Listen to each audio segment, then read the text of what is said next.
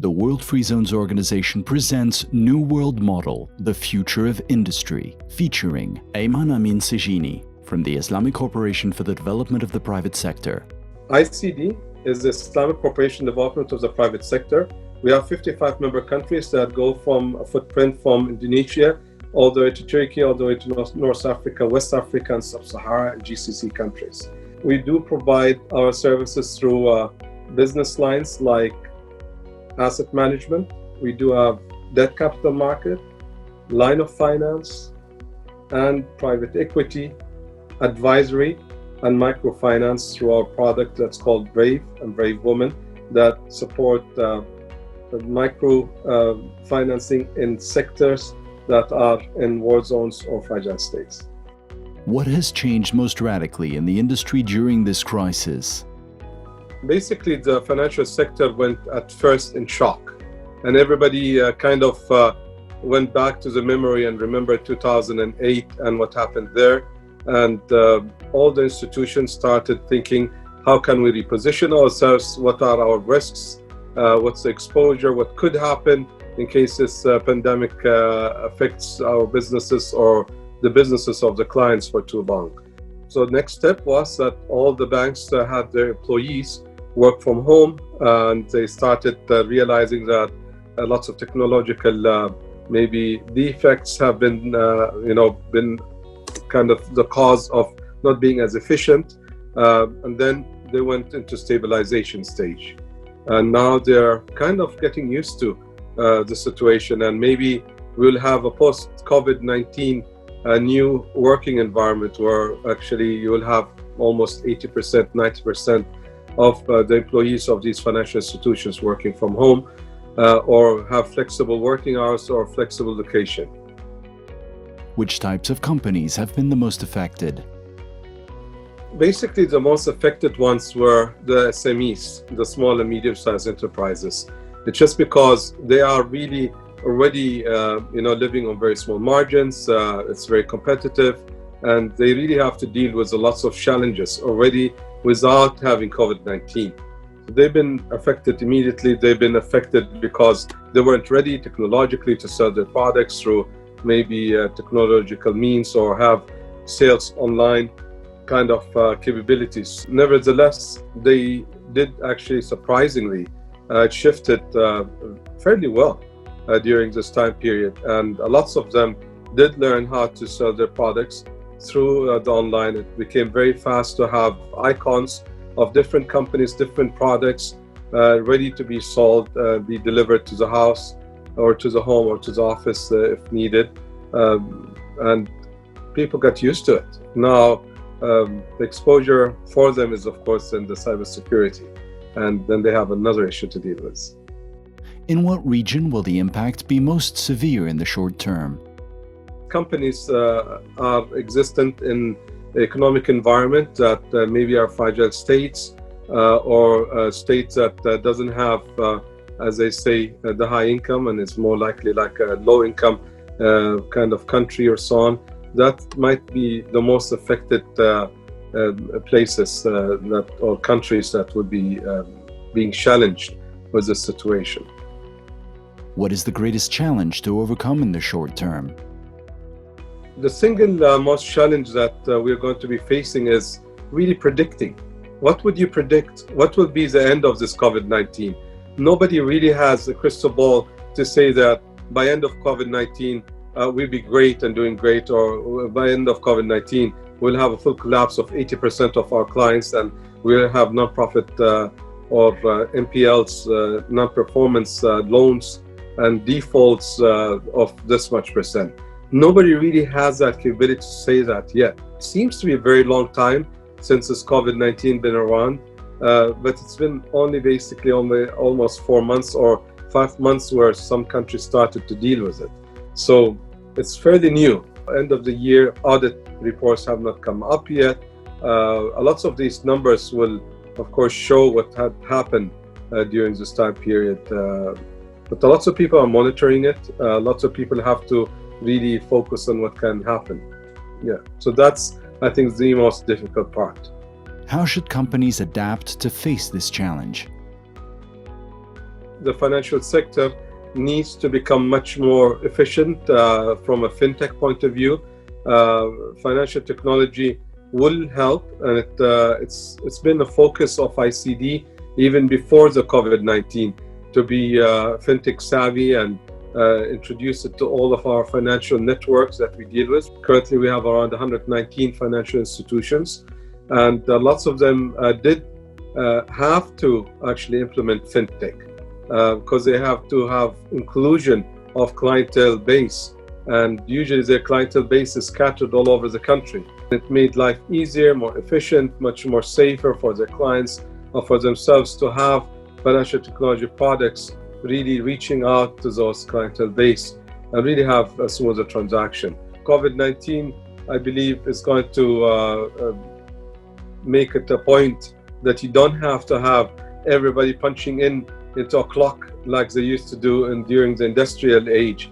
And it's going to be a different environment whereby people will be working wherever they're at. People will be able to conduct their business when and whenever it's required. It's going to be hard a little bit maybe to learn to control yourself and not really overwork yourself, to compensate not being in the office. And that's another challenge. It's a funny challenge, but people do psychologically feel like they have to do something extra in order to prove that they're doing the job and so on. So financial sector needs to go for fintech. They need to understand how to monitor much more. They need to get even much more closer to their clientele base than they ever done before, because really the outcome, as I said, is very difficult to predict at this moment on how it's going to look like.